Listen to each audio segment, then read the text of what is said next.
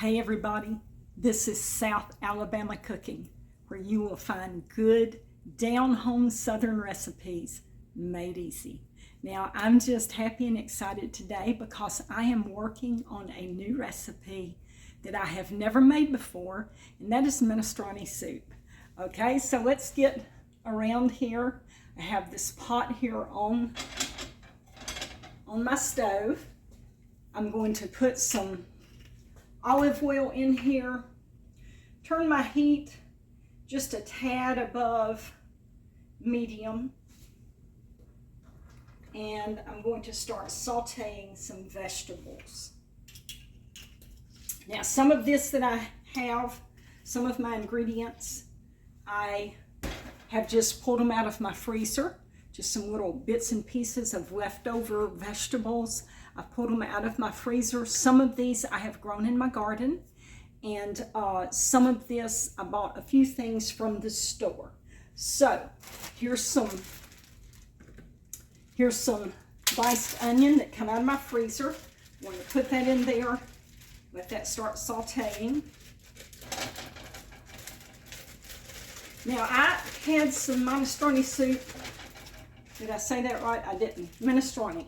I had some at Olive Garden here. I don't know, it's been several weeks ago now, and it was really good. I enjoyed it, and so I just got to thinking about it and thought, you know, I'm going to research this soup, and I'm going to try to make some. So that's what I've been doing, y'all. I've been on the computer researching recipes. I got all my ingredients together. Here we go. Okay. All right, so next I want to add, I've got 1 stalk of diced celery. Put that in there.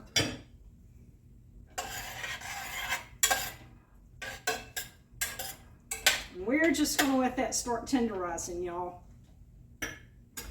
Okay, now let me just tell y'all a little bit what I found out about minestrone soup, okay?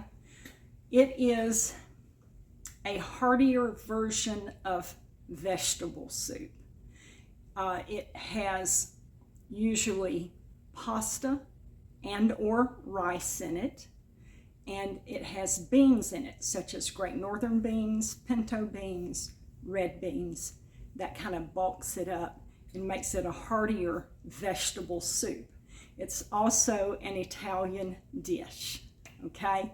And I have several spices here that I grew in my garden. I'm going to be adding these in just a little bit. This is oregano, basil, thyme, and parsley. So that come out of my garden.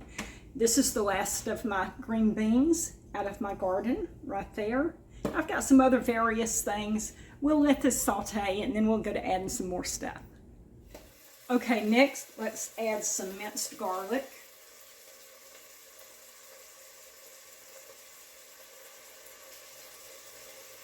About 3 teaspoons is what I'm putting in there. I'm going to let that saute just for a minute. I'm going to throw in a bay leaf or 2.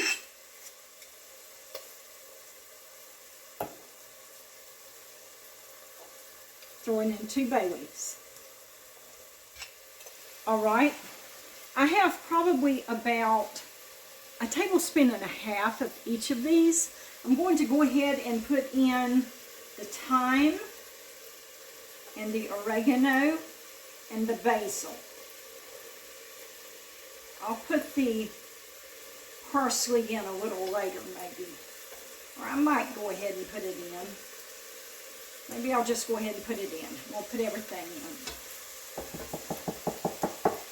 Okay. Stir that up just a little bit. Now, if you don't have fresh herbs, you can use dried. All right. Now, I pulled out of my freezer some chicken broth. This is homemade chicken broth. You can see the chicken fat on the top of it.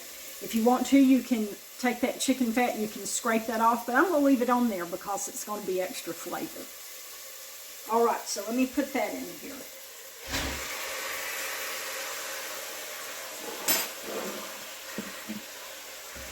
still a little frozen, so it's going to take a few minutes for that to melt.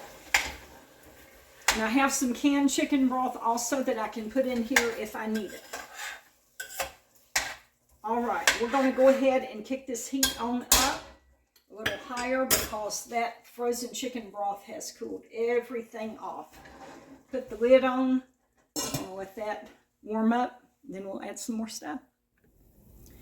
Minestrone soup does not have any set ingredients as far as vegetables are concerned.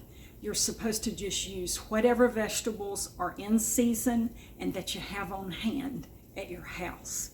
Okay, we're going to add, I had these carrots in my refrigerator, chopped them up. I'm going to go ahead and add them because it will take longer for these carrots to cook than for these other vegetables that I have here. So let me go ahead and get them in here and let them cook just a little bit.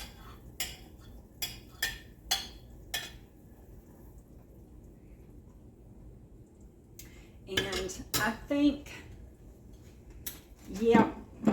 that's okay. I think I'll add some tomatoes. This was a tomato that I grew in my garden, and I just diced it up, froze it.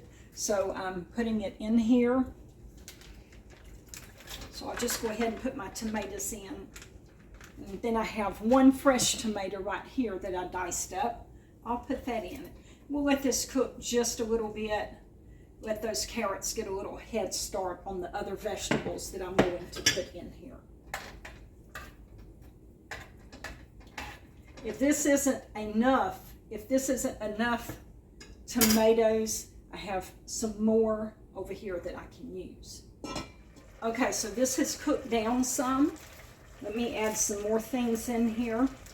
Now this is some leftover lima beans, corn, and tomato sauce that I had frozen. I'm going to put that in there.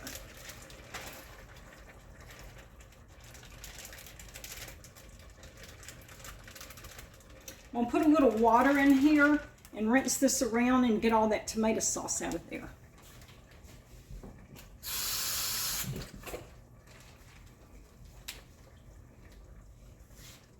Zip that up.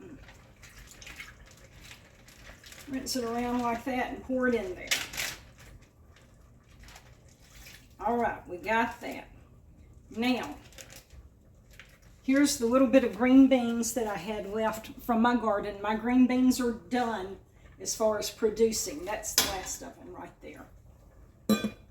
Okay, and here's a little bit of frozen green beans, Italian cut green beans that I had in the freezer. I'll put those in there. Okay, and I had some mushrooms frozen. Let me put those in there. All right, let's stir that up.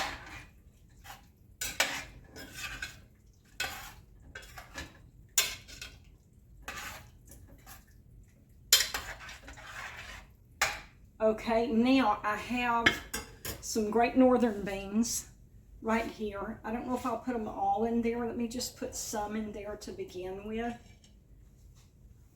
I'll stir that up and see what it looks like.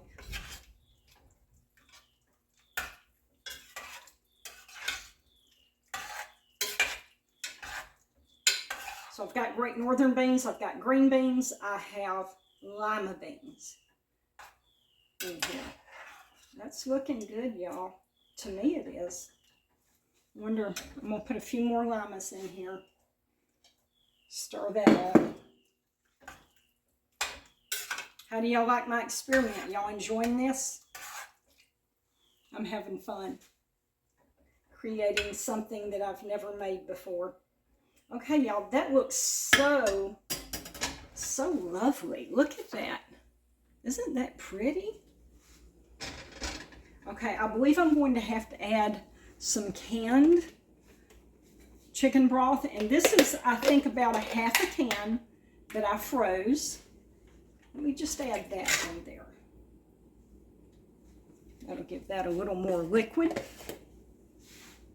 Okay, now, the last thing that I have to add, and I probably want to add this just the last 5 or 10 minutes of cooking, and that is some zucchini squash and yellow squash. And I still have a little bit of the navy beans if I think I need some more.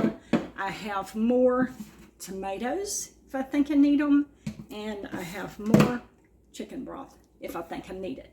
So let's let this cook down a little bit. Oh wait, hold up y'all. I've got to add some black pepper.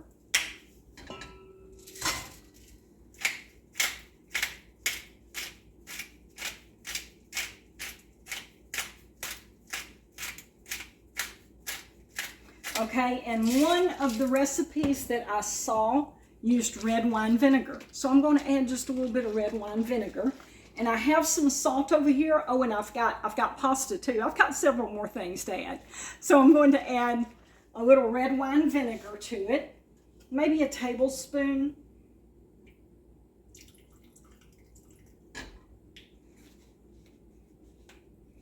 Let me go ahead and add some pasta to it. And I have salt here if it needs some more salt, but I'll taste it here in a little bit and see if it needs some more salt.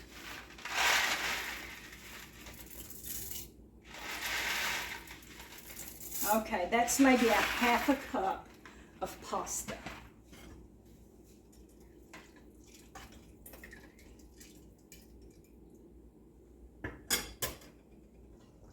Okay, I'm going to add a little more tomatoes.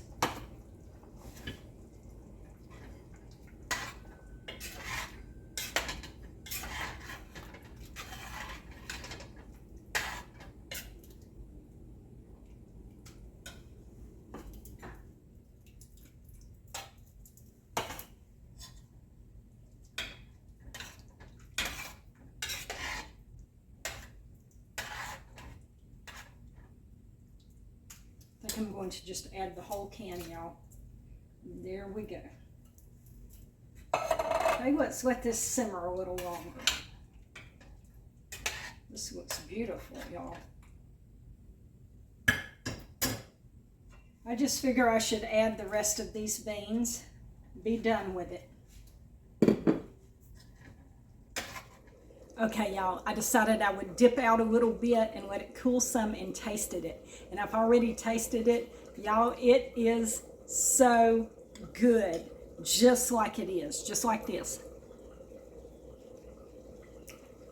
It is very, very flavorful. All of those herbs that I added in it gives it a wonderful flavor. So I am really happy with this. I'm not even going to add the squash. I'll use the squash for another recipe because this is perfect just like it is. It doesn't need any more salt. I thought it might, would need salt. That's really the reason I was tasting it, but it doesn't need any salt. Okay, y'all, this is a wonderful recipe. I am really pleased with the results. You want to know the truth? I like this homemade version better than what I got at Olive Garden. Don't tell them.